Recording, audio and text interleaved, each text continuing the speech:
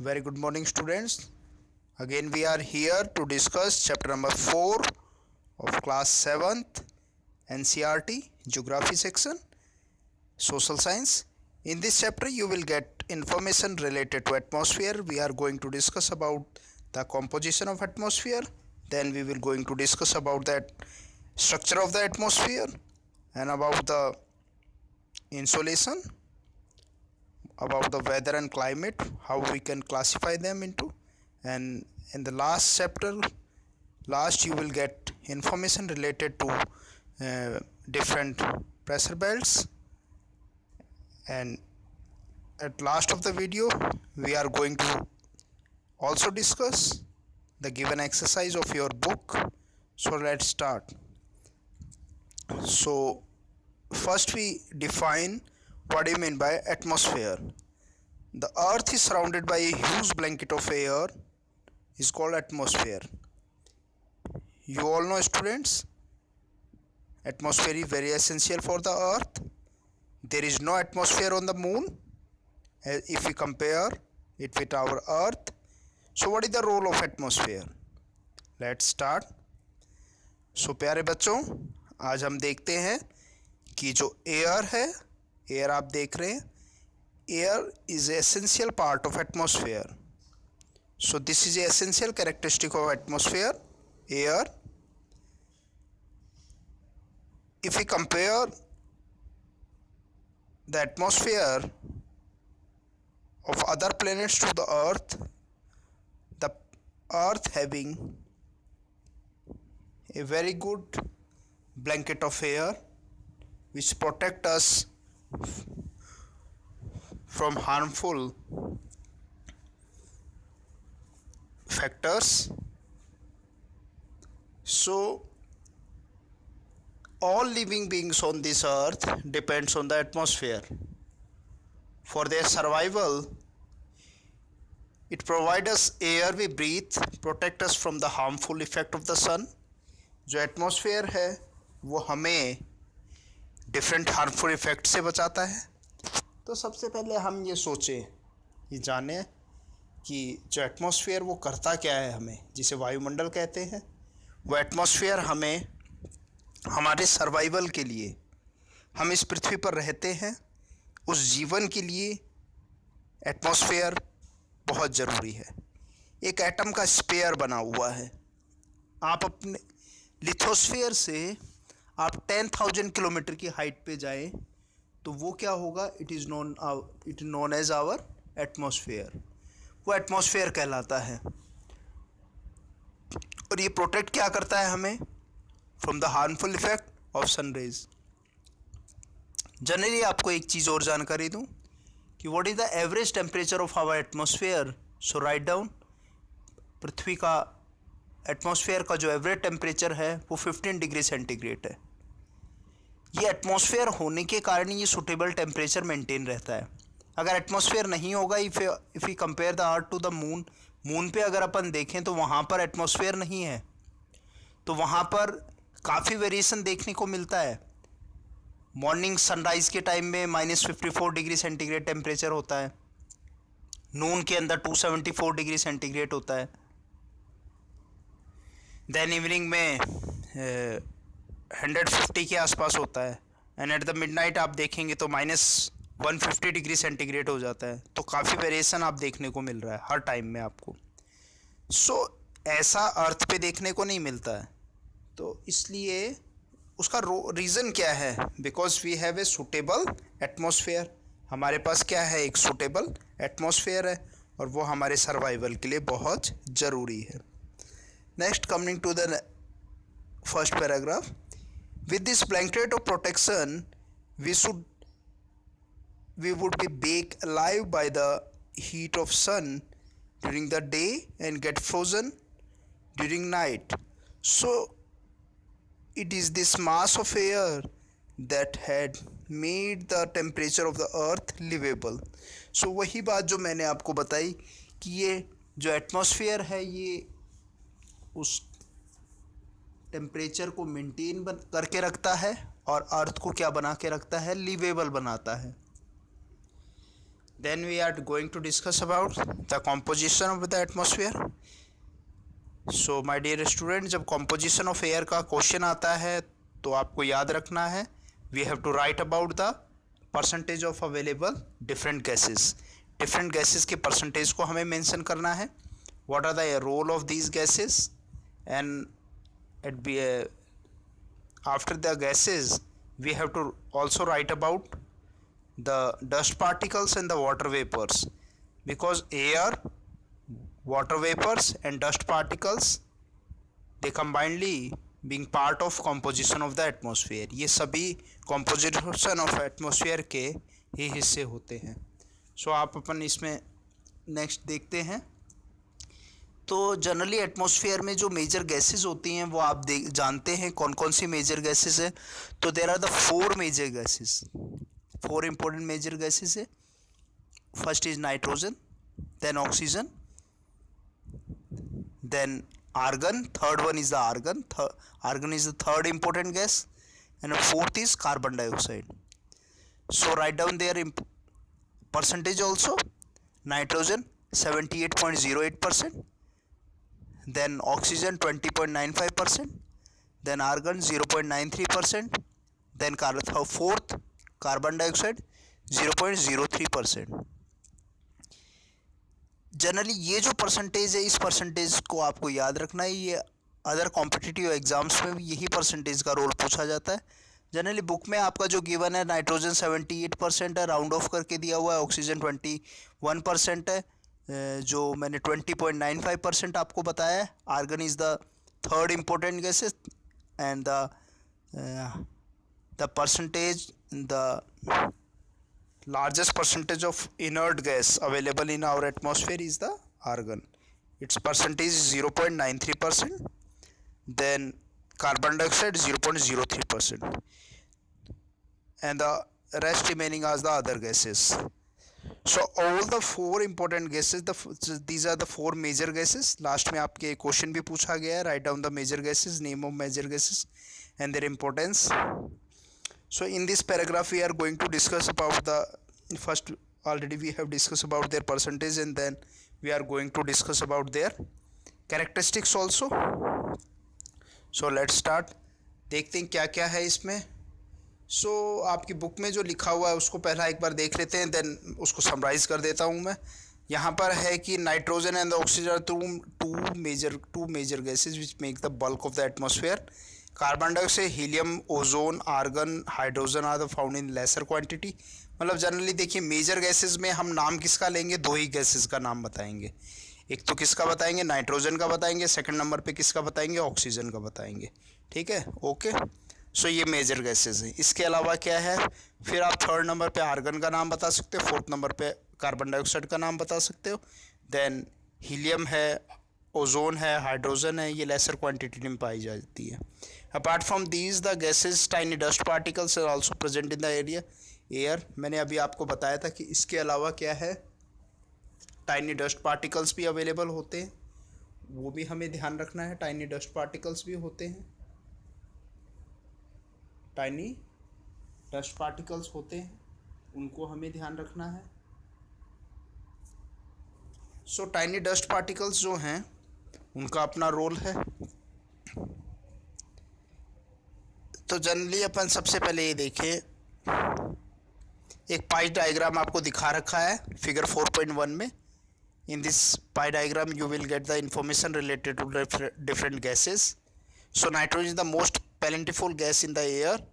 When we inhale, we take some amount of nitrogen in our lungs and exhale it. But plants need nitrogen for their survival. हम भी लेते हैं पर भी Excel कर देते हैं, हम बाहर निकाल देते हैं. पर प्लांट्स की फर्टिलिटी और प्लांट्स के सर्वाइवल के लिए नाइट्रोजन बहुत एसेंशियल है.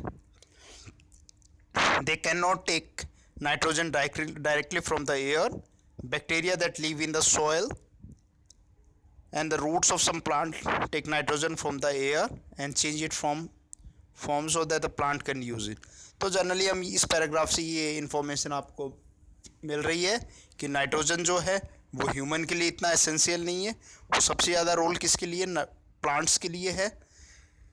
So plants get their fertility from the nitrogen, so they can't inhale it. वो रेस्पिरेशन नहीं करते, वो इनहेल नहीं कर सकते इसको, तो वो क्या करते हैं, उनको नाइट्रोजन कहाँ से मिलती है? They are getting nitrogen from the roots. So by the help of certain bacterias, write down, आप नाम लिख लें. बैक्टीरिया का नाम राइजोबियम बैक्टीरिया है, which are available in the leguminous plants. Leguminous plants की जड़ों में जैसे फलीदार पौधे हैं, दलहन होते हैं, दलहन फसलें हैं. अरहर की दाल को छोड़ के बाकी सभी दालों में ये पाया जाता है. गांठें बन जाती हैं जो नाइट्रोजन सो नेचुरली ही जनरेट किया जाता है नाइट्रोजन को. सो इसका अपना इम्पोर्टेंट रोल है. Coming to the next paragraph. In this paragraph we are going to continue about the role of nitrogen. अब नाइट्रोजन के बाद नेक्स्ट अपन देखते हैं oxygen is the second most plentiful gas in the air. Oxygen का अपना role है. You all know what is the role of oxygen in our life. Plant use carbon dioxide to make their food and release oxygen. आपको पता है कि oxygen आती कहाँ से है? जो प्लांट्स है फोटोसिंथेसिस करते हैं, वो आप जानते हैं कार्बन डाइऑक्साइड लेते हैं और ऑक्सीजन को रिलीज करते हैं. And the human and animals release carbon dioxide, and the amount of carbon dioxide released by the human and animals seems to be equal to the amount used by the plant, which can make a perfect balance. So आप यहाँ पे देख रहे हैं generally एक सामान्य सी बात जो लिखी गई है कि जिस तरीके से प्लांट है, एनिमल है, प्लांट जो एक्सेल करते हैं उसको एनिमल और ह्यूमन उसको लेते हैं और ये बैलेंस बना हुआ रहता है. तो मैं आपको यहाँ पर एक जानकारी दे देता हूँ. डू यू नो बॉक्स में जो लिखी गई है, पहले फर्स्ट पेज पे जो लिखी है उसको डिस्कस कर लेते हैं. फर्स्ट पेज पे जो बात बता रखी है आपको, वहाँ पर रोल देख रहे हैं कार्बन डाइऑक्साइड का. तो माय डियर स्टूडेंट्स, आप इस चीज़ को नोट करेंगे कि carbon dioxide is a friendly gas to the atmosphere. और कार्बन डाइऑक्साइड कैसी है? एक फ्रेंडली गैस है as compare to other gases. अब आप सोच रहे होंगे फ्रेंडली गैसेस कैसे? Its major role in green house and other global warming. पर मैं आपको यहाँ बता दूँ, अर्थ के टेम्परेचर मैंने कितना बताया था? अर्थ का एटमॉस्फेरिक टेम्परेचर कितना बताया? 15 डिग्री सेंटीग्रेड. तो उस टेम्परेचर को मेंटेन बनाए रखने में कार्बन डाइऑक्साइड का अपना एक इम्पोर्टेंट रोल होता है. मैं आपको यहाँ बता दूँ कि कार्बन डाइऑक्साइड की प्रेजेंस के कारण क्या होता है? When the sun rays coming toward the earth, जब सन रेज अर्थ की तरफ आती हैं, these rays are known as short waves. When short wave stuck to the earth lithosphere, atmosphere में वो आती हैं, लिथोस्फेयर से स्टक करती हैं, then they are converted into terrestrial radiation. वो शॉर्ट वेव्स जब, तो कार्बन डाइऑक्साइड क्या करती है? वो आने देती है, किसको? शॉर्ट वेव्स को आने देती है. जब वो अर्थ से टकराती हैं, they converted into, short waves are converted into long waves, they are known as terrestrial radiation. अब वो रिलीज होकर फिर वापस जाते हैं. अब वापस जाते हैं तो वो किस में? लॉन्ग वेव्स में कन्वर्ट हो गए. तो कार्बन डाइऑक्साइड क्या करती है? भाई अब रुक जाओ, बाहर नहीं जाने देंगे. तो क्या करती है? It trap the long waves. और किसको आने देती है? शॉर्ट वेव्स को आने देती है. अर्थ का टेम्परेचर मेंटेन होने देता है और वो उनको लॉन्ग वेव्स को क्या कर देती है? ट्रैप कर देती है. So this effect is known as green house effect, कि वो टेम्परेचर क्या है? अंदर का बढ़ जाता है. ठीक है, तो यही चीज़ इसमें बताइए इस पैराग्राफ में. सो आप यहाँ देखेंगे कि carbon dioxide release the atmosphere create a green house use by the trapping effect by the trapping the heat radiated from the earth. It is therefore called the greenhouse gas, and without the earth would have been too cold to live. And however, when its level in atmosphere increasing due to the factory smoke or the car fumes, the heat retain increase in the temperature of the earth. It is called the global warming. So एक और definition यहाँ पर है, global warming की definition है, उसको भी लिख सके कि global warming क्या है? जो heat generally raise हो रहा है, बढ़ रहा है, ठीक है, तापमान बढ़े जा रहा है, तो उससे जो जनरल अर्थ का जो एटमॉस्फेयर का टेम्परेचर 15 डिग्री सेंटीग्रेड सूटेबल था, वो टेम्परेचर क्या हो रहा है? Due to the various exhaust and various industrial effect coming out of the industries, तो उससे वो टेम्परेचर क्या हो रहा है? इंक्रीज कर रहा है. So it is known as global warming, and this rise in temperature because causes the snow of the colder part of the world to melt। और ये ग्लोबल वार्मिंग में आप क्या हो रहा है कि जो ग्लेशियर्स है उनकी बर्फ़ क्या कर रही है, मेल्ट कर रही है। और मेल्ट कर रही है तो क्या होगा, वो पानी कहाँ आएगा, ओशंस में आएगा। और ओशंस का वाटर लेवल क्या हो जाएगा, राइज़ कर जाएगा। और राइज़ करेगा तो जो लो लाइंग एरियाज़ हैं कोस्टल एरियाज़ पे, वो सारे के सारे क्या होंगे, which will going to submerge, वो डूब जाएंगे आने वाले टाइम में। ठीक है, जैसे मालदीव्स है, मुंबई है, मॉरिशियस है, these are the islands which are lies in near the ocean. ठीक है, and there may be a drastic change in the climate of a place leading to the extinction of some plants and the animals for a long term. So ये कुछ चीज़ें हैं जो important अपन ने discuss की इस पर। अब नेक्स्ट पेज पे अगेन वहाँ पर चलते हैं। नेक्स्ट पेज पे आप डू यू नो में अगेन देखें, यहाँ लिखा हुआ है when the air is heated it expends because of the lighter and goes up. ठीक है, जनरल सी बात है, जब वायु को क्या किया जाता है, एयर को क्या किया जाता है, गर्म किया जाता है। एयर को गर्म करने से वो हल्की हो जाती है, हल्की जो वार्म एयर होती है वो हल्की होती है, हल्की होकर क्या होती है, असेंड करती है। असेंड मतलब ऊपर जाती है। एंड कोल्ड एयर डेंसर, और जो ठंडी एयर होती है वो डेंस हो जाती है, भारी हो जाती है, वो नीचे की तरफ बैठती है। And that's is why the tends to sink down and the hot air rise. The cold air from the surrounding of area rushes there to fill the gap and that is how air circulation take place। और इस तरीके से air circulation, ये जो factor मैं यहाँ बता रहा हूँ, ये जो मेन प्रिंसिपल है, एयर सर्कुलेशन होता कैसे है। एयर सर्कुलेशन हमेशा high pressure to low pressure की तरफ होता है। अभी लास्ट में प्रेशर बेल्ट्स को भी हम पढ़ेंगे, वीडियो को लास्ट तक देखना है। गिवन एक्सरसाइज को डिस्कस करेंगे, चैप्टर में क्या क्या क्वेश्चन है उनको डिस्कस करेंगे। ठीक है, सो देखते रहिए। सो यहाँ पर जो एयर का आप ये प्रोसीजर समझ गए हैं कि किस तरीके से जो वार्म एयर होती है वो गर्म होती है, गर्म होने के बाद वो क्या बिकम लाइटर, वो लाइट हो जाती है, और लाइट एयर क्या होगी, असेंड करेगी, ऊपर जाएगी। और आपने देखा है हॉट एयर बैलून्स होते हैं, उनमें क्या हॉट एयर भरते हैं। हॉट एयर क्या करती है, हल्का कर देती है, हल्का करेगी तो वो बैलून को उड़ाने में क्या करते हैं, हेल्प करते हैं, मदद करते हैं। और कोल्ड एयर क्या करती है, सिंक करती है, बैठा देती है, नीचे की तरफ ले आएगी कोल्ड एयर। सो ये प्रोसीजर को नीचे उन्हें लाना होता है तो वो क्या करते हैं, उसमें जो गर्म करने के लिए हाइड्रोजन भरते हैं उसको क्या करते हैं, कम कर देते हैं उस फ्यूल कंजप्शन, तो धीरे धीरे नीचे की तरफ बैलून आने लग जाता है। नेक्स्ट हम डिस्कस कर रहे हैं यहाँ पर, ये पैराग्राफ में गिवन है कि nitrogen directly from the air, ये आपको बता दिया मैंने, what is the role of nitrogen for the fertility of the soil and how they get it from the bacteria which is named as rhizobium bacteria। और कहाँ मिलता है, leguminous plants में मिलता है। Oxygen the second important gas, plentiful gas in the air। human and animals take oxygen from air they will breathe and green plant produce oxygen during the photosynthesis। आपको पता है कि green plants क्या करते हैं, photosynthesis के process से, photosynthesis process they making their own food by the help of the green leaves having chlorophyll, they are getting sunlight in this way oxygen contained in the air remain constant। if we cut trees then this balance get disturbed। अगर हम पेड़ों को काट देंगे तो ये balance गड़बड़ा जाएगा। एंड द कार्बन डाइऑक्साइड, फिर हम पढ़े अनदर इम्पोर्टेंट गैस, अभी अपने पढ़ा था, it's major role in green house. Green plant like the use carbon dioxide to make their food, release oxygen. आपने पढ़ा है कि हरे पेड़ पौधे होते हैं जो कार्बन डाइऑक्साइड को काम में लेते हैं, ऑक्सीजन को रिलीज करते हैं। And the human and animal release carbon dioxide and the amount of carbon dioxide released by the humans and the animals seems to be equal to the amount used by the plants, which make a perfect balance।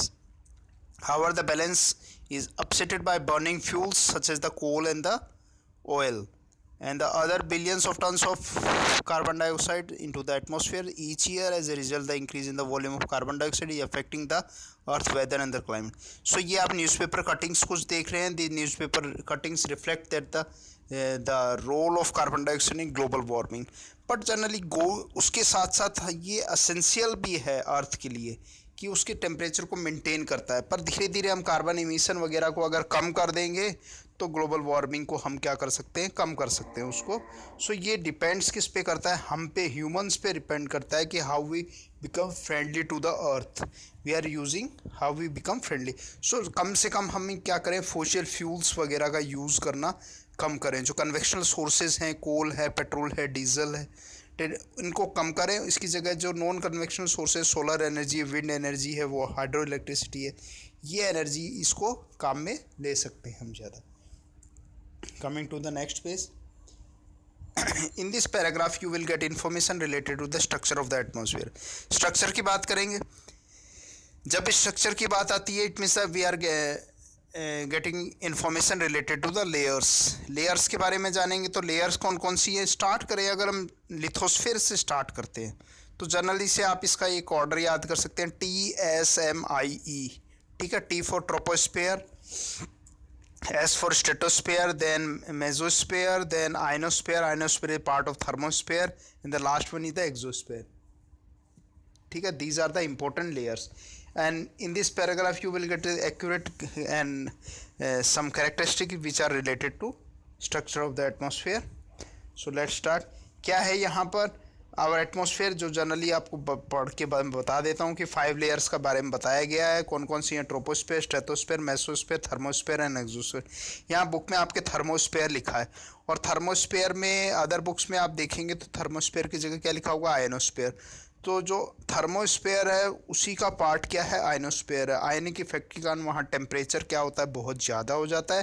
That's why the layer is known as thermosphere कहते हैं उसको। कई books में generally इसको 4 layers ही बता रखा है, troposphere, stratosphere, mesosphere and thermosphere. And thermosphere है 2 parts, ionosphere and exosphere. So come to this chapter.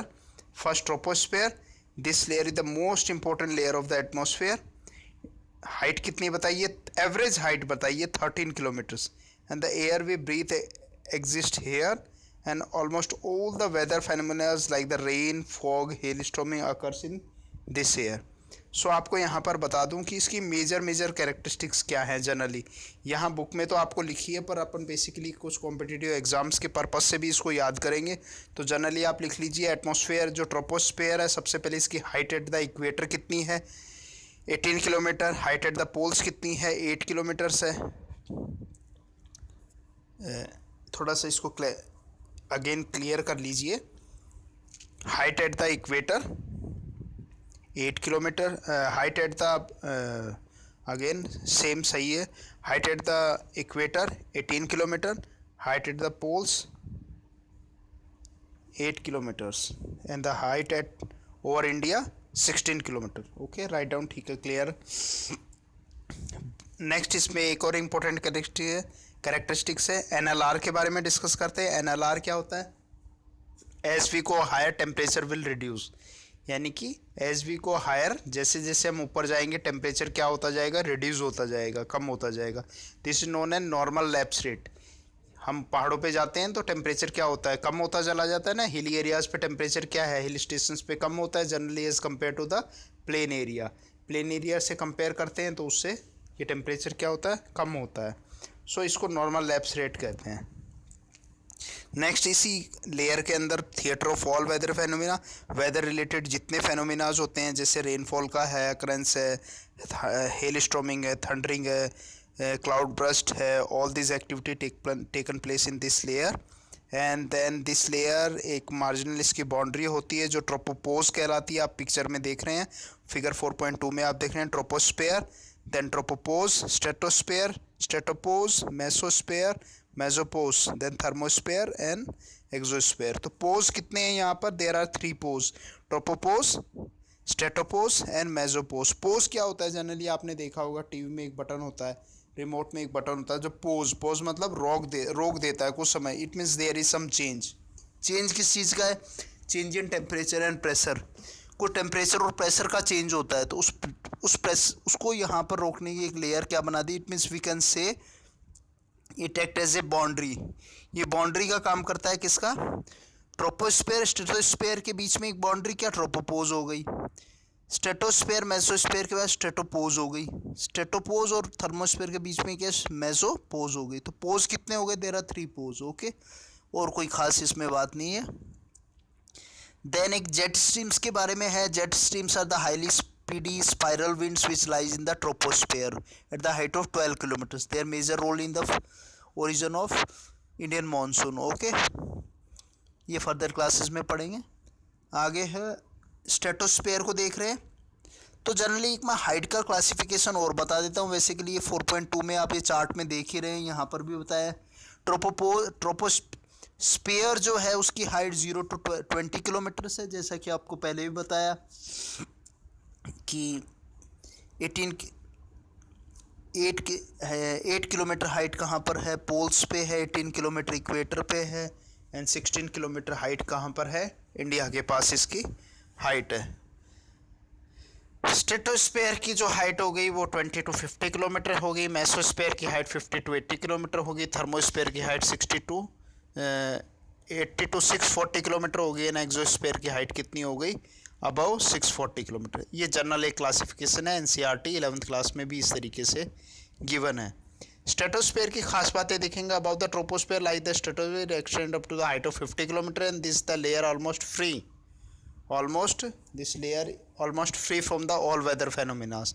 सो यहाँ क्लाउड्स वगैरह नहीं होते, क्योंकि क्लाउड्स की फॉर्मेशन का हमने कहाँ पढ़ा है, इट लाइज इन ट्रोपोस्फेयर में क्लाउड्स की फॉर्मेशन होती है, यहाँ पर ऐसा फ्री होता है। तो इससे फ़ायदा क्या है, it the layer is suitable ideal for the flying of aeroplanes, aeroplanes के फ्लाई करने का सूटेबल जोन होता है, यहाँ पर क्लाउड एसोसिएट वेदर फेनोमेनाज नहीं होते हैं।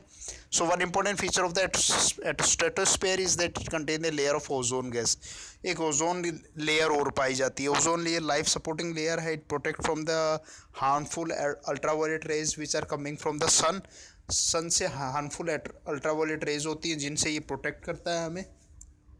तो ओजोन का है, तो ओजोन कितना, वैसे जनरली 15 to 35 किलोमीटर पे इसका एक्सटेंशन रहता है, पर मेजर जो एक्सटेंशन रहेगा ओजोन का वो 22 to 35 किलोमीटर के बीच में मेजर कंसंट्रेशन होता है इसका, ठीक है, आप इसको याद रखेंगे। Then it contain layer of ozone gas and we have just learn how to protect it from the harmful, ये हमने पढ़ा है कि it protect us from the ultraviolet rays coming from the sun, इतना याद रखेंगे स्ट्रेटोस्फेयर। और best layer which is suitable for the flying of aeroplanes. Then stratosphere की बात करते हैं, स्ट्रेटोपोज हो गया, फिर मेसोस्फेयर है, ये थर्ड लेयर है। यहाँ पर मिनिमम टेम्परेचर रिकॉर्ड किया जाता है, minimum temperature of the atmosphere recorded in this layer mesosphere. और अगेन टेम्परेचर इंक्रीज कहाँ करता है, स्ट्रेटोस्फेयर से इंक्रीज करने लग जाता है। ट्रोपोस्फेयर में -87 डिग्री है, एंड मेसोस्फेयर में अगेन मिनिमम टेम्परेचर है -100 डिग्री सेंटीग्रेड हो जाता है, ठीक है। और यहाँ डस्ट पार्टिकल्स फिर से मिलने लग जाते हैं, मिट्रियोट्स का डिस्ट्रक्शन होता है, यहाँ पर मिट्रियोट्स जल जाते हैं, meteorites burn up in the this layer to entering the space. जैसे ही वो एंटरिंग फ्रॉम द स्पेस से आते हैं मिट्योर्स जो आते हैं टुकड़े होते हैं मिट्योर्स के, by the earth gravity they come in the field of earth atmosphere and due to friction they catches fire, आग लग जाती है उनमें, और वो आग वो ब्रस्ट कहाँ हो जाते हैं, इन द मेसोस्फेयर में वो ब्रस्ट हो जाता है eight the height of 80 to 100 kilometre के हाइट पे ब्रस्ट हो जाते हैं। तो डस्ट पार्टिकल्स यहाँ मिलते हैं, यहाँ मिनिमम टेम्परेचर पे रिकॉर्ड किया जाता है, नोट कर लेना इसको। Than thermosphere, in the thermosphere temperature is very high, जैसे इसका नाम है थर्मोस्फेयर, यहाँ टेम्परेचर क्या होता है, बहुत ज़्यादा होता है। और रीज़न क्या है, यहाँ पर इसको आयनिक लेयर होती है, इसको आयनोस्फेयर भी कहा जाता है। पॉजिटिव नेगेटिव आयंस होते हैं जिनके कॉलिजन से टेम्परेचर रेज करता है, and it extend up to 80 to 400 kilometre दे रखा है, जनरली अदर बुक्स में इसको 640 किलोमीटर तक लिखा हुआ है। This layer help in the radio transmission. सबसे खास बात है कि आयनोस्फेयर को आप याद रखेंगे, अगर आपसे क्वेश्चन पूछा जाता है the layer which is suitable for the earth radio communication, यानी कि what are the communication facilities we are seeing the TVs we are using cell phones, various satellite related equipments, radios and all other communication facilities are available on the earth due to the presence of ionosphere. So ionosphere की presence होने से ही सारी activities possible हो पाती हैं। Clear? तो इसको याद रखेंगे। Radio wave transmitted from the earth are reflected back to the earth. तो ये क्या करती है, जैसे यहाँ से एक सिग्नल सेंटर से है, सिग्नल्स गए, ये आइनोस्फीयर उसको क्या कर देगा, बाहर नहीं जाने देता है, टकराएगा, वापस रिफ्लेक्ट करके बैक करके वापस भेज देगा। और ट्रांसपोंडर्स होंगे वो उसको रिसीव करेंगे और फिर क्या करेंगे, ट्रांसमिट कर देंगे। तो इस तरीके से ये पूरा सिस्टम होता है। तो रेडियो कम्युनिकेशन के लिए जो बेस्ट सुटेबल लेयर वो कौन सी है, आइनोस्फीयर है। हाई टेम्परेचर होने के कारण, हाई टेम्परेचर कितना है यहाँ पर, 1100 डिग्री सेंटीग्रेड हो जाता है। कितना टेम्परेचर होता है, 1100 degree centigrade. Highest temperature of the atmosphere की लेयर्स का अगर हाईएस्ट टेम्परेचर आपसे पूछा जाता है तो वो कितना है, आइनोस्फेयर में 1100 degree centigrade.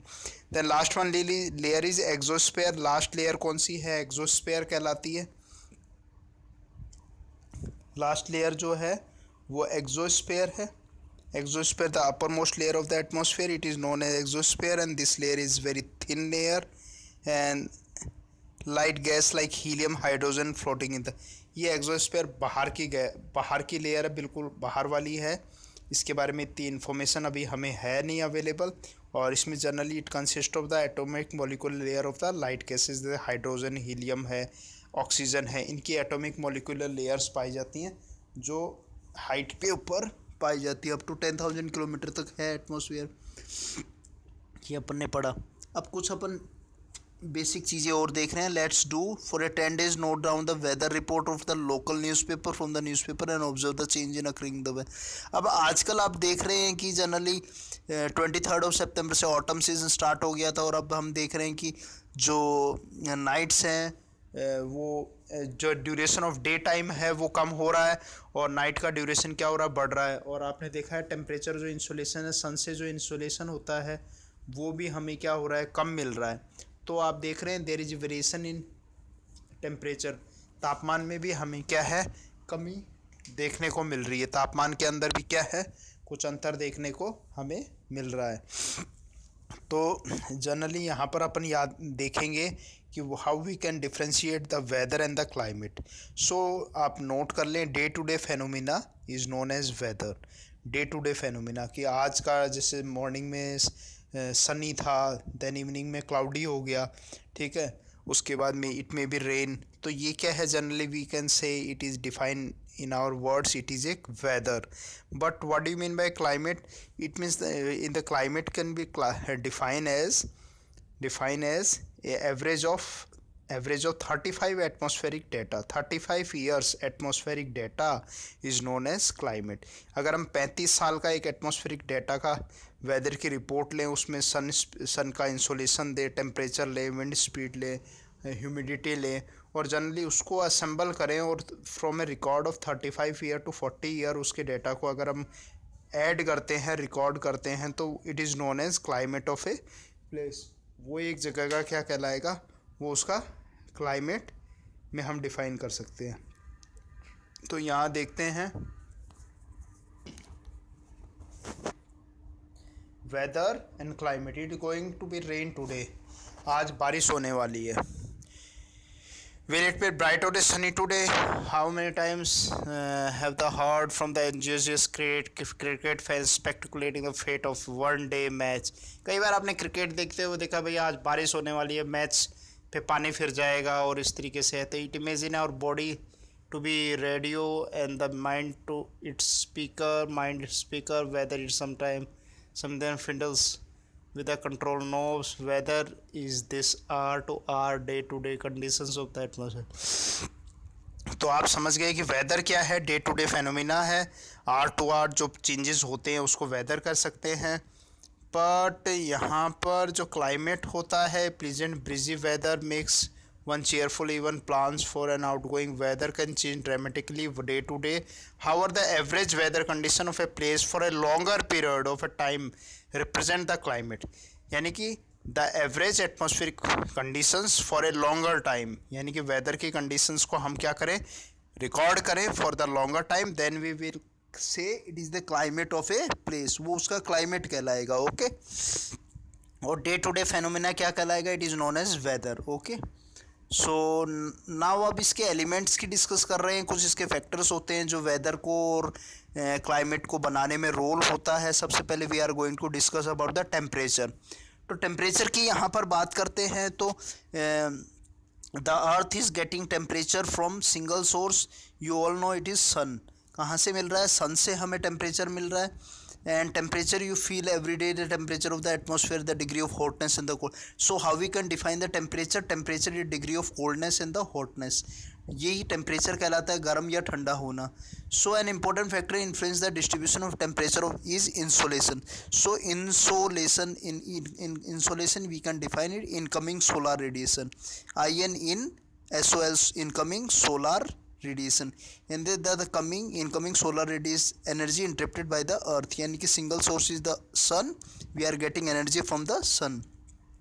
The amount of insolation decrease from the equator toward the pole. और my dear student, आपको ये याद रखना है कि जैसे जैसे जो सन की रेज होती हैं वो वर्टिकली कहाँ होती हैं? इक्वेटर पे होती हैं, और धीरे धीरे स्लांटिंग होती जाती है as we moving toward the poles. तो पोल्स पे आपने देखा है इक्वेटर है, देन ट्रॉपिक्स पे सबसे ज़्यादा इंसोलेशन मिलता है। पोल्स पे, इक्वेटर पे नहीं होगा। सबसे ज़्यादा इंसोलेशन कहाँ रिसीव होता है? ट्रॉपिक्स पे होता है। ट्रॉपिक कैंसर, कैप्रिकॉन पे होता है। As we going toward the Arctic circle, then Antarctic circle, then toward the north and the south pole. तो धीरे धीरे क्या होगा, जो रेज होंगी सन की वो स्लांटिंग हो जाएंगी और वहाँ पर टेम्परेचर क्या हो जाएगा? फ्रीजिंग पे चला जाएगा। So as we going toward the equator to the poles, the temperature will decrease. तापमान क्या होगा? कम होता चला जाएगा। क्लियर? अब ये आपको एक दिखा रखा है, थर्मामीटर है। You all know what is the role of thermometer? Is instrument which use to measure temperature. Barometer बता रखा है, barometer is important instrument which is use to major pressure. Clear? There is a rain gauge which is use to measure the amount of rainfall. बारिश को मापने के लिए rain गॉन्ज काम में आता है। Wind vane which is use to show the direction of the wind. So note down and learn the four name of these four instruments. First, thermometer. What is the role of thermometer? Then barometer is used for pressure. Rain gauge is used for measuring amount of rainfall, and the wind vane is used to measure the direction of the wind. बड़ा अच्छा है, इसको learn कर लेना आप लोग, ठीक है? On the next page, temperature decreases the same manner. Now you understand why the poles are covered with snow, and if our temperature rise too high, it would become too warm to some crops to grow, and temperature in cities are much higher than of villages, and the concentrate concrete and the metals in buildings and the asphalt of roads get heated up during the day, and the heat is released during the night. बड़ी अच्छी बात लिखी हुई है। यहाँ पर ये चीज़ बताई गई है कि आपने जनरली कंपेयर किया होगा the temperature of cities to the villages have low temperature because the villages having low polluted areas as compare to cities में आप देखें पोल्यूशन बहुत ज़्यादा होता है, और आप ये देख रहे हैं कि वहाँ पर जो बिल्डिंग्स है वो मेटल्स उसमें यूज़ होता है, कंक्रीट होता है, तो वो इंसोलेशन को ज़्यादा एब्जॉर्व करते हैं और रात के समय उस एनर्जी को क्या करते हैं? रिलीज़ करते हैं, जिसे आप एक ज्योग्राफी के टर्म में हीट आइलैंड्स भी कहते हैं। Urban areas are generally known as heat islands कहते हैं। हीट आइलैंड्स अगर आप कभी गूगल पे सर्च करें you will get information that generally urban cities are known as heat islands. और जैसे एसफाल्ट की सड़कें होती हैं वो भी गर्म हो जाती हैं और रात में सारी एनर्जी को क्या करते हैं? रिलीज़ करते हैं। Also the crowded high rise buildings of the cities trap the warm air and thus raise the temperature. वो warm air को रोक लेते हैं। warm air क्या गर्म होती है तो क्या होगी? भारी होगी, भारी होके वहीं बैठ जाती है बिल्डिंग्स पे और वो उसको रोक देते हैं। नेक्स्ट है कुछ इन्फॉर्मेशन है। Do you know the standard unit of measuring the temperature is? Temperature को मेजर करने की यूनिट क्या होती है? डिग्री सेल्सियस होती है। Invented by the Anders Celsius on the Celsius scale. And the water freeze कितने पे होता है? 0 डिग्री पर होता है। बॉयल कितने पे होता है? 100 डिग्री सेंटीग्रेड पे होता है। Now we are going to discuss about the air pressure. You will surprise to know that air about us pressure us with a great force in our body, however we don't even feel it, and this is because the air pressure is from all the direction the body exert a counter pressure. So my dear student, यहाँ पर हम बात कर रहे हैं air pressure की। हाँ, यहाँ लिखा हुआ है कि हम पे भी एयर का प्रेशर होता है और हम उसको महसूस नहीं कर पाते क्योंकि वो हमारी बॉडी से डिफरेंट पार्ट्स में डिवाइड हो जाता है। क्लियर। तो उतना ही प्रेशर मेंटेन, तो प्रेशर कितना है 1013.25 मिली बार, राइट डाउन लिख लो 1013.25 millibar. In we can say average 1 kg, 1 kilo का भार हम पर होता है एयर का। As we go in the higher altitude, ऊंचाई पर जाते हैं तो we feel the low pressure, वहाँ पर लो प्रेशर मेंटेन होता है, या लिफ्ट में भी हमें कई बार लो प्रेशर मेंटेन रियलाइज होता है। इसी तरीके से प्लेन्स में फ्लाई करते हैं तो in the plains we can't carry fountain pens और द बॉल पेन्स, बिकॉज उनकी जो इंक होती है वो बाहर निकल जाती है, ठीक है, वो भी ड्यू टू द प्रेशर होता है। और जो अपनी बॉडी में एयर का सर्कुलेशन हो रहा है वो भी किसके कारण हो रहा है, due to the availability of air pressure के कारण ही मेंटेन हो रहा है। तो ये बहुत एसेंशियल है, इसको याद रखेंगे। Air pressure is defined as the pressure exerted by the weight of air on the earth surface, यानी कि कितना एयर का वेट है अर्थ सरफेस पे आ रहा है उसको एयर प्रेशर कहते हैं। As we go up the layer of the atmosphere the pressure falls rapidly, और जैसे जैसे हम जाते हैं तो 300 मीटर की ऊंचाई पे जाएंगे तो 32 मिलीबार क्या होता है, 300 मीटर्स की हाइट पे जाओगे तो 32 मिलीबार। मिलीबार क्या है, millibar is the unit of pressure, तो वो डिक्रीज हो जाता है। The air pressure is highest at the sea level, और जो मैंने बताया आपको 1013.25 मिलीबार वो कहाँ से लिया जाता है, MSL से लिया जाता है, मीन सी लेवल। तो सबसे ज़्यादा प्रेशर कहाँ पर होगा, सी लेवल पे होगा। As we going toward the hills, ऊपर जाएंगे तो प्रेशर क्या होता है, धीरे धीरे कम होता चला जाएगा, लोएस्ट प्रेशर होगा वहाँ पर। Low pressure is associated with the cloudy sky and the wet weather. तो जनरली इसमें वेदर फेनोमेनास को अपन यहाँ और देख लेते हैं, तो वेदर प्रेडिक्शन करेंगे। वेदर प्रेडिक्शन में इसका एयर प्रेशर का रोल होता है। It means the regions which have high temperature, आप नोट कर लें, जहाँ पर हाई टेम्परेचर होता है वहाँ पर प्रेशर क्या होगा, high temperature equals to low pressure, और जहाँ पर लो टेम्परेचर होगा, low temperature reflects high pressure. Okay, high temperature पे low pressure, high temperature equals to low pressure and the low temperature equals to high pressure. और wind circulation कैसे होता है, हमेशा हाई प्रेशर से लो प्रेशर की ओर होता है। ओके, विंड का circulation in the area having the low temperature the air is cold and it is therefore heavy air sinks and create a high pressure, and the high pressure is associated with the clear and the sunny sky। अब आपसे दो question यहाँ पर बड़े अच्छे पूछे हैं। आपसे पूछ सकता है कि अगर लो प्रेशर है तो वेदर कैसा होगा, तो लो प्रेशर का मतलब होगा cloudy sky and the wet weather, बारिश आ सकती है लो प्रेशर पे। और अगर हाई प्रेशर है तो इसका मतलब क्या हो गया, clear and the sunny sky, साफ आकाश होगा और सूरज दिखाई देगा। Clear. Then we are going to discuss about the winds. अब विंड्स के बारे में हम पढ़ेंगे। The moment of air, the air which having momentum is known as wind. हवा, एयर जिसमें गति होती है वो क्या कहलाएगी, विंड कहलाती है। और विंड कैसे ट्रेवल करती है, हमेशा मैंने बताया है, from high pressure to low pressure move करती है। ठीक है, you can see wind at the work as blow dry leaves down in pavement and uproot the trees during the storm. आपने देखा है पत्तियाँ किस तरीके से पेवमेंट पे पड़ी रहती हैं, स्टॉर्म्स जब आते हैं तो हाई डीप रूटेड जो रूट्स होती हैं, पेड़ होते हैं, उनको भी उखाड़ देते हैं। Sometime when the winds blow gentle you can even see it blowing away smoke और द फाइन डस्ट, धूल वगैरह उड़ाते हैं। The time wind can strong and difficult to walk against its. कई बार तेज़ हवा होती है तो आप चल नहीं पाते हैं। आपने कई बार देखा आपका अम्ब्रेला विंडी होता है तो वो मुड़ जाता है। ठीक है, you must have experience it not easy to hold a umbrella on a windy day. Think of the some other examples when strong winds exert problems for you. Winds can be broadly divided into 3 parts. तो generally यहाँ winds को देख रहे हैं। सबसे पहले अपन यहाँ पर एक बॉक्स को ऊपर क्लैरिफाई कर लेते हैं। एक तो यहाँ पर लिखा है on the moon there is no air hence no pressure. ये भी खास बात है, मून पे कोई एटमॉस्फेयर ही नहीं है, वहाँ पर कोई एयर नहीं है, नो एयर, तो नो प्रेशर एक्सर्ट होगा। Astronaut have to wear special protective space suit, उनको पहनना पड़ता है when they go to the moon. If they did not wear the space suit the counter pressure exert by the body of the astronaut would make the blood vessels burst. मैंने बताया था air अपना blood का circulation भी air pressure से maintain हो रहा है। अगर वो स्पेशल सूट नहीं पहनेंगे तो उनके ब्लड वेसल्स क्या होंगी, फट जाएंगी, and the blood astronaut would bleed, और उनको खून निकलने लगेगा। The wind is the name from the direction from it blow. Wind का नाम कहाँ से दिया जाता है, जहाँ से वो बह रही होती है। Direction from which it blow, for example wind blowing from west it is called westerlies. मतलब हवा जिस दिशा से चलेगी उस तरीके से उसका नाम दिया जाता है। अभी नाम पढ़ेंगे हम नेक्स्ट इस पैराग्राफ में। So this is the next paragraph. This is the picture which is related to major pressure belts and the wind system.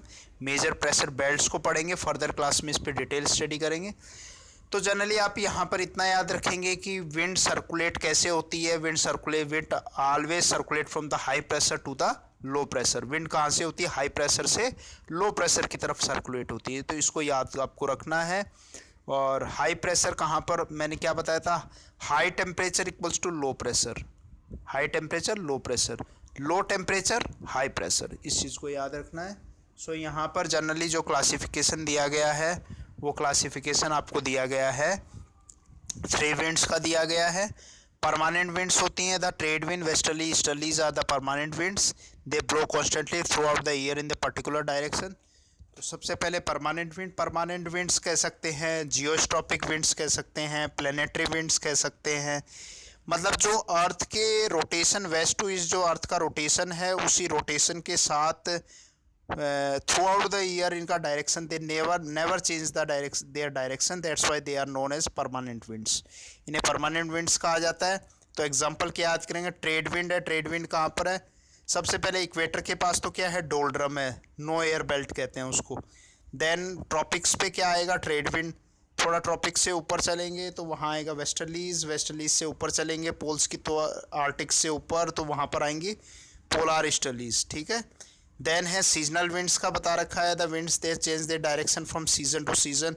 Seasonal winds जैसे इंडिया में अगर हम मॉनसूनल विंड्स की बात करें, the winds that can change their path after a gap of 6 month, so they are known as seasonal winds. Monsoonal winds India में बड़ी famous हैं। साउथ वेस्ट मानसून विंड हैं जो समर में रेनफॉल लाती है, 90% रेनफॉल होती है, और विंटर में नॉर्थ ईस्ट रेनफॉल विंड्स होती हैं, नॉर्थ ईस्ट मानसूनल विंड्स होती हैं जो 10% रेनफॉल लाती हैं। देन लोकल विंड्स का डिस्कशन है, they blow only during a particular period of day और a year in the smaller area, for example land and sea breeze do we call the hot and dry local winds. Local winds in northern plains of India, तो मैं नाम बता देता हूँ, उसको लू कहते हैं। जो जनरली क्या लोकली इनका नाम होता है, जैसे लू का आपने सुना होगा मई जून के अंदर, अप्रैल मई जून में टेम्परेचर को क्या करती है, डे टाइम में हाई कर देती है। इसके ऊपर एक सेपरेट वीडियो मैंने और बना रखा है, डिफरेंट लोकल विंड्स पे आपको एक सेपरेट वीडियो मेरा मिल जाएगा, ऑलरेडी अवेलेबल है वो। और नेक्स्ट फिर इसमें लोकल विंड्स को आपने देख लिया, सी ब्रीज लैंड ब्रीज को बता रखा है। सी ब्रीज क्या होती है, सी टू लैंड चलती हैं, land breeze land to sea चल रही हैं। ब्रीज क्या होता है, feeble winds are known as breeze, जो मंद हवाएँ होती हैं उन्हें ब्रीज कहते हैं, ठीक है। तो जो आप इसमें सी टाइम में अगर सी ब्रीज को देखेंगे, सी टू लैंड चलेंगी, तो सी टू लैंड कब होंगे, ये थोड़ा कोल्ड ठंडी होती है, और लैंड टू सी चलेंगी ये कैसी होंगी, वार्म होंगी। जनरली नीचे एक पिक्चर दे रखा है, साइक्लोन का दे रखा है। साइक्लोन जो जनरली हैं, these are the part of these are result due to the change in pressure के कारण ये होता है। जनरली साइक्लोन क्रिएट कब होते हैं, जब लो प्रेशर एरिया जनरली डेवलप हो जाता है। साइक्लोन्स आपने देखे हैं, जनरली ये अप्रैल टू नवंबर के बीच में ये साइक्लोन्स आते हैं। और साइक्लोन्स कहाँ पर है, जो कोस्टल एरियाज़ हैं अफेक्टेड है, जैसे आपको अरेबियन सी पे साइक्लोन्स मिलेंगे, बे ऑफ बंगाल वाले रीजन पे साइक्लोन्स मिलेंगे, तो इससे अफेक्टेड गुजरात आपने देखा है, गुजरात अफेक्ट हो जाता है, उड़ीसा अफेक्ट होता है। काफ़ी ऐसे साइक्लोन्स के नाम आपने सुने होंगे। तो उड़ीसा का एक एग्जांपल दे रखा है, उड़ीसा ये located in the eastern coast, bay of Bengal वाले साइड पे है। Prone to the cyclones that originate in the bay of Bengal on 17-18 October 1999 cyclones hit the 5 districts state. Another super cyclone occurred in 29 October 1999 that devastated the large portion of the damage the country. तो generally क्या होता है, cyclones cyclones क्या है? Result origin due to the change in the pressure belts, and generally when cyclones originated when the formation of low pressure area. तो in this area तो winds जो होती हैं वो winds कहाँ होती हैं? सेंटर जो होता है, सेंटर में तो क्या बनता है? लो प्रेशर बनता है, और आउटर पेरीपेरी में क्या बनता है? हाई प्रेशर होता है। और विंड्स कहाँ होती हैं? High pressure to low pressure move करती हैं। और यहाँ पर जनरली विंड की स्पीड जो होती है 250 टू 300 किलोमीटर हो जाती है, और हाईली स्पीडी विंड्स होती हैं, और पूरे एरिया में थंडरिंग होती है, और हैवी रेन शावर होता है, और उससे बहुत ज़्यादा डिवास्टेशन, मतलब बहुत ज़्यादा नुकसान होता है। जनरली उड़ीसा का यहाँ एग्जांपल दे रखा है। इंडिया में जो साइक्लोन्स आते हैं उन्हें सुपर साइक्लोन्स कहा जाता है। हरिकेन का नाम आपने सुना होगा, हरिकेन वेस्ट इंडीज़ पे आते हैं। टोर्नाडोज़ का नाम सुना होगा, जो यूएसए में आते हैं टोर्नाडोज़। इसी तरीके से आपने टाइफून का नाम सुना होगा, ये चाइना में आते हैं। टाइफू जापान में आता है, विली विली ऑस्ट्रेलिया में आता है। These are the different type of cyclones. ठीक है, इस पर भी एक सेपरेट वीडियो क्रिएट करेंगे। इतना ही यहाँ पर। नेक्स्ट इसी तरीके एक साइक्लोन का एग्जांपल दिया, डिप्रेशन। इनको डिप्रेशंस भी कहा जाता है साइक्लोन्स को। ये गल्फ ऑफ थाईलैंड के नियर यहाँ पर बताया गया है, थाईलैंड के बाद। तो जनरली आप ये याद रखें कि साइक्लोन्स ओरिजिनेट होते कहाँ हैं? नियर द कोस्टल एरिया होते हैं। ठीक है, जैसे super cyclone swept in the entire coast of the Orissa include the cities of Bhubaneswar and the Cuttack and 28 coastal towns. About 13 million peoples were affected and the large number of livestock were killed and standing crops of the paddy, vegetable and fruits were heavily damage. सब कुछ साफ हो जाता है, सब खत्म हो जाता है यहाँ पर। ठीक है, और बहुत ज़्यादा नुकसान यहाँ पर होता है, जनरली अभी उड़ीसा में देखने को मिलता है। नेक्स्ट चलते हैं। नेक्स्ट आप लोगों के लास्ट पैराग्राफ है यहाँ पर, द सुपर साइक्लोन। तो इंडिया में जो बताया साइक्लोन की इंटेंसिटी जब बढ़ जाती है, it is known as super cyclone कहते हैं उसको। Large track of salt, teak and bamboo plantation have disappear and the mangrove forest keep between Paradip and the Konark vanish. अब बात कर रहे हैं यहाँ पर कुछ रेनफॉल के टाइप्स को डिस्कस करेंगे। We are going to discuss the types of rainfall. तो जो भी आप लिख लीजिए, generally we can classify the types of rainfall on the basis of their characteristics. First, cyclonic rainfall. The rainfall which is occurred due to the result of cyclone are known as cyclonic rainfall. Then relief rainfall, it is also known as orographic rainfall. And if we compare the other rainfall to the relief rainfall or orographic rainfall is comparatively higher in all part of the world. Around 90% of the world receive relief rainfall, जिसे पर्वतकृत वर्षा होती है। ये विश्व में सबसे ज़्यादा 90% areas में रिलीफ रेनफॉल ही होती है, जो माउंटेन से क्लाउड्स के टकराने से जो बारिश होती है। एक कन्वेक्शनल रेनफॉल होती है, जनरली कहाँ? इक्वेटर वाले एरिया पे होती है। जनरली इक्वेटर पे कन्वेक्शनल रेन होता है। आपने देखा है दिन के समय टेम्परेचर क्या होता है? बहुत हाई होता है। हाई टेम्परेचर होने से क्या होता है? जो एयर क्या होती है? गर्म हो जाती है, गर्म होकर असेंड करती है, असेंड करके ऊपर जाती है, ऊपर जाके कंडेंसेशन ऑपरेशन होता है, फिर कंडेंसेशन होता है। और हर दोपहर में बिटवीन 2 to 4 PM, यानी कि आफ्टरनून शावर्स जनरली कहाँ होते हैं? इक्वेटर वाले रीजन पे, which is famous for afternoon showers. तो कन्वेक्शनल रेनफॉल जनरली इक्वेटर पे होती है, और ये दोपहर के समय 2 से 4 बजे के बीच में रोज़ होती है। आपको ये याद रखना है। तो जनरली इस पर थोड़ी सी इन्फॉर्मेशन अपन देख लेते हैं, पैराग्राफ में क्या लिखी है उसको देख लेते हैं। When water evaporate from land and different water bodies it become water vapor। ये आपको पता है कि वाटर evaporate करेगा तो क्या बनेगा? वाटर वेपर बनेगा। And moisture in the air any time it is known as humidity. और जो अवेलेबल मॉइस्चर होता है, the moisture is known as the suitable amount of moisture और water vapour available in the air, it is known as humidity at suitable temperature, जिसको हम humidity को भी अलग अलग पार्ट्स में डिवाइड कर सकते हैं। रिलेटिव ह्यूमिडिटी सबसे ज़्यादा काम में आती है, the specific humidity, okay, and absolute humidity. These are the 3 type of ह्यूमिडिटीज़।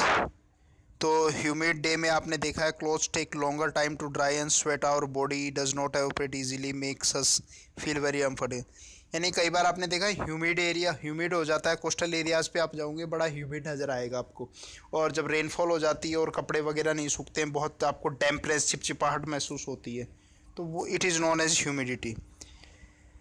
Next बताया गया है when water vapour rise it start cooling and the water condense causes in formation of drops of water. Clouds are just mass of water droplets. Clouds क्या होते हैं, उसमें बहुत सारे droplets होते हैं. मैंने बताया था आपको कैसे क्लाउड की फॉर्मेशन होती है. डस्ट पार्टिकल्स पे वाटर वेपर आकर, सस्पेंडेड डस्ट पार्टिकल्स पर आकर वाटर वेपर बैठ जाते हैं. And when the drops of water become too heavy, बहुत ज़्यादा हो जाते हैं, तो they come in the form of precipitation, तो बारिश होती है उसमें.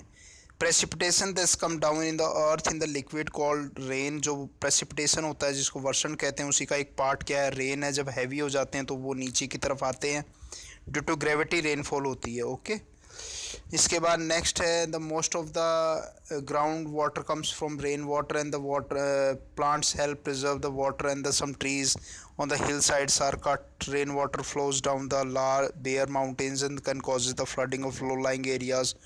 On the basis of mechanism there are 3 type of rainfalls. तो कन्वेक्शनल रेनफॉल इक्वेटर पे मैंने बताई है.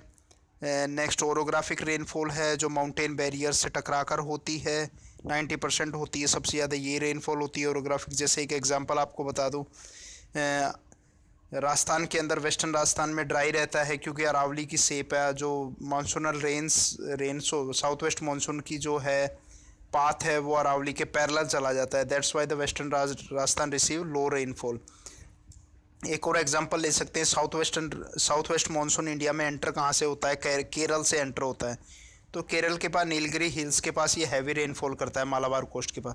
पर back side of Nilgiri hills क्या है, तेलंगाना तमिलनाडु लाई करता है, तो वहाँ पर ये ड्राई रह जाता है. वहाँ पर रिटर्न होते हुए जब नॉर्थ ईस्ट मानसून आता है, रोटेटिंग ऑफ मानसून होता है, तब अभी आप देख रहे हैं तेलंगाना आंध्रा और यहाँ पर बारिश हो रही है. तो ये जनरली नवंबर दिसंबर में ये रेनफॉल हैवी रेनफॉल करते हैं लौटते हुए मानसून, रोटेटिंग मानसून से. सो ये ओरोग्राफिक फैक्टर है, मतलब पहाड़ के एक तरफ बारिश कर देंगे, एक तरफ दूसरी तरफ क्या रह जाएगा, सूखा रह जाएगा. एक और एग्जांपल हम ले सकते हैं, Pune and Mahabaleshwaram both are located in Maharashtra. Pune और महाबलेश्वरम दोनों ही कहाँ पर लोकेटेड हैं, महाराष्ट्र में लोकेटेड है. तो पुणे में 70 सेंटीमीटर रेनफॉल होती है और महाबलेश्वरम में 600 सेंटीमीटर रेनफॉल होती है. ये वेरिएशन किसके कारण है, ड्यू टू द ओरोग्राफिक. क्योंकि महाबलेश्वरम कहाँ है, पहाड़ के एक तरफ है जिसको विंडवार्ड साइड कहेंगे, और पुणे कहाँ है, लीवार्ड साइड पे, मतलब पीछे की साइड है पहाड़ के पीछे. तो रेनफॉल जो क्लाउड्स होंगे वो सामने की तरफ टकरा कर क्या कर देते हैं, बारिश कर देते हैं. सेम इसी तरीके से एक और ओरोग्राफिक का फैक्टर आप पढ़ सकते हैं, चेरापूंजी और द मोसिन राम का आपने नाम सुना होगा. Mosin Ram is the world highest rainfall receiving area in the world. Mosin Rampur कहाँ पर है, मेघालय में है, चेरापूंजी से 16 किलोमीटर अवे है. तो वहाँ पर भी ज़्यादा बारिश होने का कारण है कि वहाँ पर गोरो, खासी, जयंतिया तीनों हिल्स हैं. वहाँ पर फनल शेप में जो क्लाउड्स वहाँ फंस जाते हैं और कॉन्टीन्यूस वहाँ पर रेनफॉल करते रहते हैं. सो अब आप लोग समझ गए होंगे किस तरीके से 3 types of rainfall, cyclonic rainfall, orographic rainfall and the third one is the convectional rainfall. कहाँ पर होती है, नियर द इक्वेटर होती है. Rainfall is very important for the survival of plants and the animals. It brings fresh water to the earth surface. ये general बातें हैं, पानी आता है ज़मीन में जाता है, बारिश बहुत ज़रूरी है. Water scarcity and drought occurs and on the other hand it is also it's more and flooding. तो एक अनसर्टेनिटी ऑफ इंडिया की जो मानसूनल कंट्री है, इंडिया के लिए जनरली कहा जाता है uncertainty of rainfall and erratic rainfall. खास बात है यहाँ की. तो कई जगह अगर एक तरफ बंगाल बिहार में जहाँ फ्लड कंडीशंस क्रिएट हो जाती हैं, इसकी कंपेयर में राजस्थान है, बाकी एडजॉइनिंग है, उत्तर प्रदेश है, मध्य प्रदेश है, छत्तीसगढ़ में ड्रॉट कंडीशन डेवलप हो जाती हैं. तो एक वेरिएशन देखने को मिलता है. ठीक है. So hope you enjoy this video. Now at last we are going to the given exercise. कुछ क्वेश्चंस दे रखे हैं, जल्दी से उसको डिस्कस कर लेते हैं. So what is the atmosphere? Atmosphere is thick blanket of gases which surround us. Write down. first में अपन ने पढ़ा था which two gases make the bulk of nitrogen and the oxygen are the two bulk gases. Which gas create greenhouse, carbon dioxide make the greenhouse. What is the weather? Day to day phenomena is known as weather. Name 3 type of rainfall. अभी हमने पढ़ा था cyclonic rainfall, orographic rainfall and the convectional rainfall. What is the air pressure? The air exert a pressure on us. Air also has a weight. the average air pressure is 1013.25 millibar. Okay, it is measured by the help of barometer. Take the correct answer. Which of the following gases protect the earth from the harmful rays? Ozone. The most important layer of the atmosphere is troposphere. Which of the following layer of the atmosphere is free from cloud? Stratosphere. As we go up the layer of the atmosphere, the pressure decrease. When the precipitations come down on the earth in the liquid form is called rain. Match the following.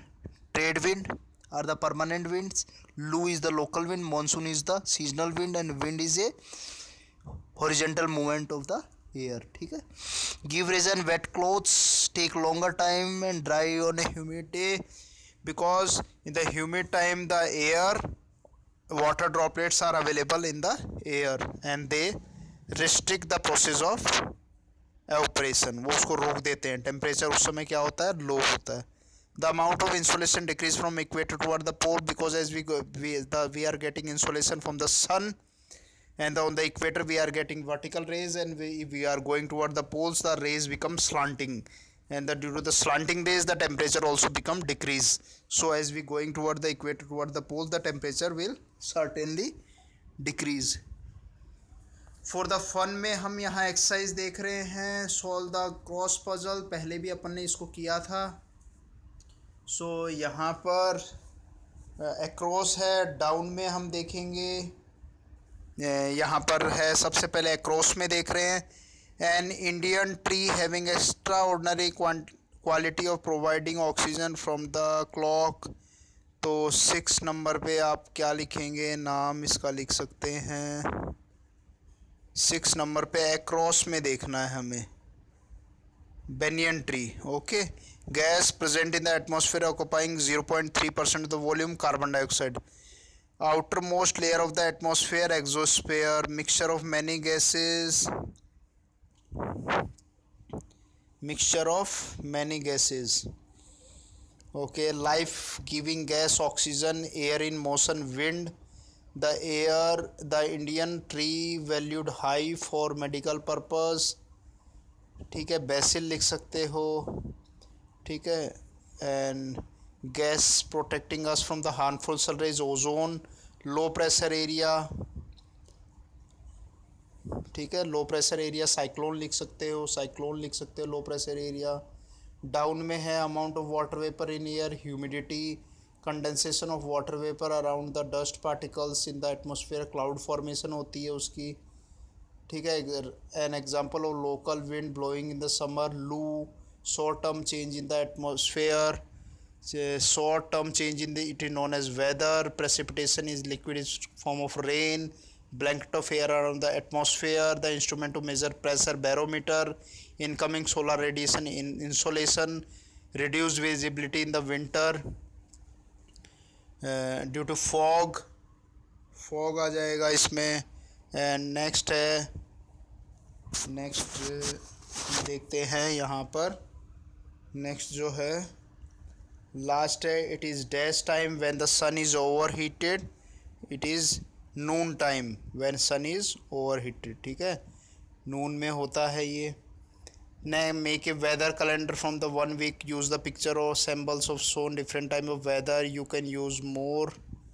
आप एक फ़न के लिए activity अपने घर पे कर सकते हैं. जैसे सनी डे के लिए आप सनी एक सिंबल बना सकते हैं. For example the sun comes out when the rain stop and an example given below. आपको दिखा रखा है. इस तरीके की एक्टिविटी आप अपने घर पे कर सकते हैं. Do it at your home. So hope you enjoy this video. Don't forget to share and like this video and subscribe this channel. And if you subscribe this channel you will get notification about my new videos also. So जय हिंद, नमस्कार. आपको ये video अच्छा लगा होगा.